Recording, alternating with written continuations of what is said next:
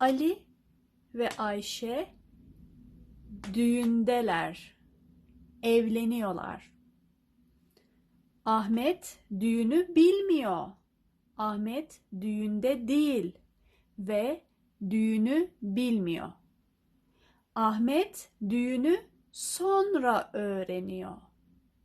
Gelecek hafta oluyor ve Ahmet düğünü öğreniyor. Sonra öğreniyor.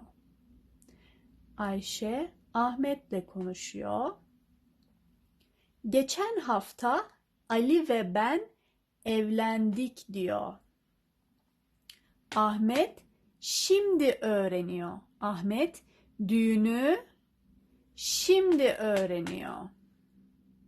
Ve sonra başkasına anlatıyor. Ahmet düğünü başkasına anlatıyor. Telling about the wedding to someone else. Ahmet Mehmet'le konuşuyor. Ali ve Ayşe evlenmiş diyor. Evlenmiş. Evlendi değil. Evlenmiş.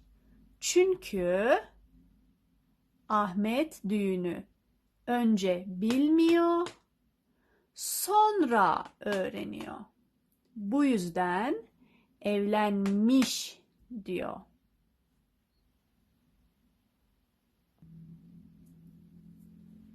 Dili geçmiş zaman.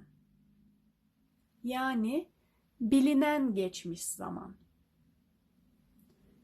Düğün var. Ali ve Ayşe'nin düğünü var. Ali ve Ayşe evleniyorlar. Ahmet düğünü biliyor.